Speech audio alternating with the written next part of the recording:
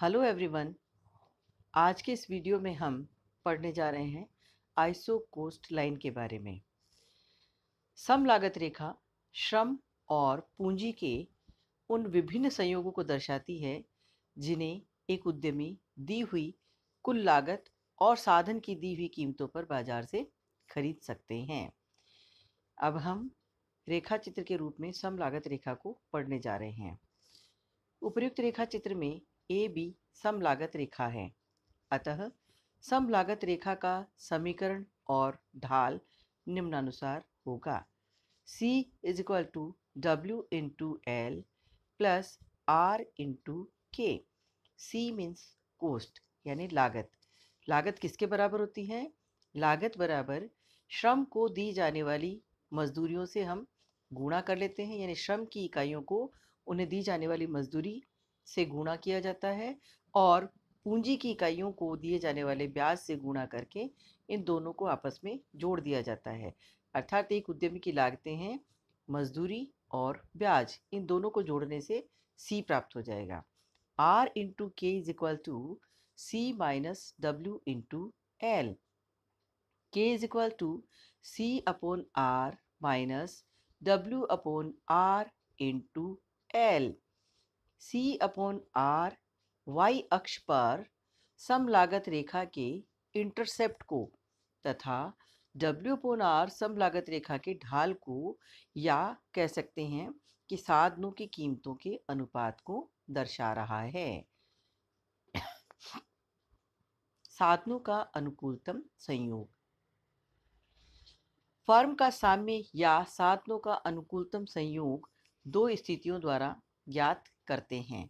पहला है प्रतिबंधित लागत न्यूनतम करण, दूसरा है प्रतिबंधित उत्पादन अधिकतम करण। जैसे तटस्थता वक्र विश्लेषण में आप लोगों ने पढ़ा था कि एक उपभोक्ता का लक्ष्य होता है हाउ टू मैक्सिमाइज यूटिलिटी, यानी उपयोगिता को अधिकतम किस प्रकार से किया जाए। उस उपभोक्ता के पास साधन यानी उसकी आय सीमित होती है और उसका लक्ष्य होता है कि उस सीमित आय को वह इस प्रकार नियोजित तरीके से व्यय करे कि उसे प्राप्त होने वाली उपयोगिता अधिकतम हो सके। इसी प्रकार एक उत्पादक का लक्ष्य होता है हाउ टू मैक्सिमाइज प्रॉफिट, यानी लाभों को अधिकतम किस प्रकार से किया जा सकता है। लाभ को अधिकतम करने के लिए एक उत्पादक के पास उत्पादन करने के जो साधन हैं वे सीमित होते हैं, लेकिन साध्य अनंत होते हैं। तो एक उत्पादक का लाभ अधिकतम कब होगा? जब वह अपने सीमित साधनों को इस प्रकार नियोजित तरीके से काम में ले कि उसे प्राप्त होने वाला उत्पादन अधिकतम हो, उसका लाभ अधिकतम हो, जबकि लागतें न्यूनतम हो। तो एक फर्म का साम्य कहाँ होगा या साधनों का अनुकूलतम संयोग कहाँ होगा, इसमें हम सबसे पहले पढ़ने जा रहे हैं प्रतिबंधित लागत न्यूनतम करण, यानी कंस्ट्रेंट कॉस्ट मिनिमाइजेशन। प्रतिबंधित लागत न्यूनतम करण की स्थिति में उत्पादक वस्तु की एक विशेष मात्रा को कम से कम लागत पर उत्पादित करने का प्रयास करता है। वस्तु की एक विशेष मात्रा को न्यूनतम लागत पर उत्पादित कर एक विवेकशील उत्पादक अपने लाभ को अधिकतम करने का लक्ष्य रखता है। देखिए, इसे हम इस रेखा चित्र के द्वारा भी समझ सकते हैं। यहाँ इस रेखा चित्र में आपको तीन सम लागत रेखाएं दिखाई दे रही हैं। पहली सम लागत रेखा है ए बी, दूसरी ए डैश बी डैश और तीसरी है A double dash B double dash. यहाँ जो ए बी समलागत रेखा है यह सबसे नीचे स्थित है, इसका मतलब ये सबसे कम लागतों को प्रदर्शित कर रही है। इससे ऊंची लागत का वक्र है ए डैश बी डैश और सबसे ऊंची लागत की समलागत रेखा है ए डबल डैश और बी डबल डैश। यहाँ क्यू क्यू जो है यह समुत्पत्ति वक्र है और इस रेखा चित्र में ए बी और सी ये तीन बिंदु हमें दिखाई दे रहे हैं। तो एक उत्पादक का समुत्पत्ति वक्र क्यू है और सम लागत रेखा A B, A dash B dash और A double dash B dash है। वह समुत्पत्ति वक्र पर स्थित साधनों के उस संयोग को चयनित करेगा जहां पर लागतें न्यूनतम हों। अतः उत्पादक ई बिंदु पर, देखिए रेखा चित्र में ये ई बिंदु है, इस ई बिंदु पर उत्पादन संयोग को चुनेगा जहां समुत्पत्ति वक्र Q सम लागत रेखा A डैश B डैश को स्पर्श करती है। वह R J S पर उत्पादन नहीं करेगा क्योंकि ये ऊंची सम लागत रेखा पर स्थित है। ध्यान दीजिएगा कि ये रेखा चित्र है जहाँ पर ये R बिंदु है, ये S बिंदु है, ये E बिंदु है। कोई भी उत्पादक उत्पादन E बिंदु पर करेगा। क्यों? क्योंकि E बिंदु जो है ये A डैश B डैश इस नीची सम लागत रेखा पर स्थित है, जबकि R और S ये दोनों बिंदु ऊंची सम लागत रेखा पर स्थित है। इसलिए क्योंकि उत्पादक का लक्ष्य है लागतों को न्यूनतम करना, तो ई बिंदु जो है वह एक अनुकूलतम संयोग या इसे हम उत्पादन का अनुकूलतम बिंदु कह सकते हैं। इस ई बिंदु पर समुत्पत्ति वक्र Q सम लागत रेखा A डैश B डैश को स्पर्श करता है। वह R और S पर उत्पादन यहाँ नहीं होगा क्योंकि ये ऊंची सम लागत रेखा पर है। ई बिंदु पर तकनीकी प्रतिस्थापन की सीमांत दर श्रम और पूंजी की कीमतों के अनुपात के बराबर है।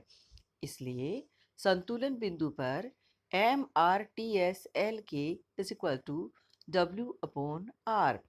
W यहाँ श्रम की मजदूरी है और R जो है वह पूंजी की कीमत यानी ब्याज को प्रदर्शित कर रहा है। MRTSLK का मतलब होता है marginal rate of technical substitution L for K। यहाँ MRTSLK is equal to MPL/MK is equal to W/R।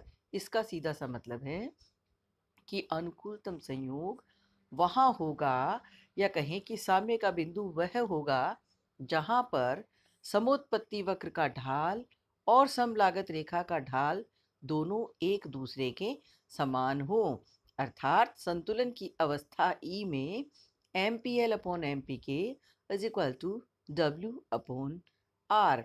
इसके अनुसार उद्यमकर्ता दो साधनों की इतनी मात्राओं का प्रयोग करेगा जहां उन साधनों के सीमांत भौतिक उत्पादन के अनुपात उनकी कीमतों के अनुपात के बराबर हो जाएंगे। अतः उत्पादक द्वारा वस्तु की एक दी हुई मात्रा को न्यूनतम लागत पर उत्पादित करने के लिए साधनों की तकनीकी प्रतिस्थापन की सीमांत दर उनकी कीमतों के अनुपात के बराबर करनी होती है। तो ये था प्रतिबंधित लागत न्यूनतमकरण के द्वारा साम्य की स्थिति। अब हम पढ़ेंगे प्रतिबंधित उत्पादन अधिकतमकरण। यहाँ कुल व्यय की एक निश्चित मात्रा तथा साधनों की कीमतें दी हुई होने पर एक विवेकशील उत्पादक जो है वह वस्तु के उत्पादन को अधिकतम करने की चेष्टा करता है। अर्थात यहाँ लक्ष्य ये होता है कि जो व्यय एक उत्पादक कर रहा है उस व्यय के माध्यम से उसे प्राप्त होने वाले उत्पत्ति की मात्रा अधिकतम हो जाए। यहाँ आपको ये ए बी समलागत रेखा दिखाई दे रही है। Q1, Q2 और Q3 ये तीन समुत्पत्ति वक्र आपके सामने यहाँ इस रेखा चित्र में दिखाई दे रहे हैं। यहाँ एक उत्पादक के पास ए बी समलागत रेखा और तीन समुत्पत्ति वक्र क्रमशः Q1, Q2 और Q3 है।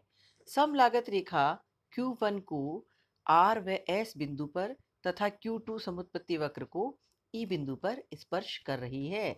ध्यान दीजिए रेखा चित्र में ये R और ये S बिंदु है और ये E बिंदु है।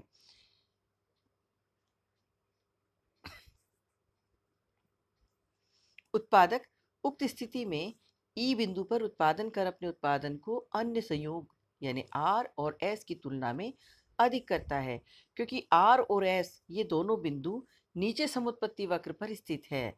अतएव साधनों के चयन की दृष्टि से संतुलन की स्थिति में साधनों की कीमतों के अनुपात अर्थात W/R तकनीकी प्रतिस्थापन की सीमांत दर MRTSLK के बराबर होगा।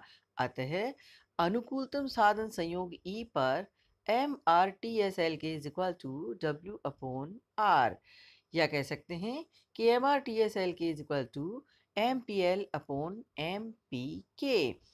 या MPL/MPK is equal to W/R। इसका मतलब ये हुआ कि इस ई बिंदु पर समुत्पत्ति वक्र और समलागत रेखा, इन दोनों का ढाल एक दूसरे के बराबर है। अतः हम इस निष्कर्ष पर पहुंचते हैं कि दिए हुए कुल व्यय से वस्तु उत्पादन अधिकतम करना तथा वस्तु उत्पादन की दी हुई मात्रा पर लागत न्यूनतम करने पर हम उत्पादक के संतुलन की समान शर्त प्राप्त करते हैं। Thank you.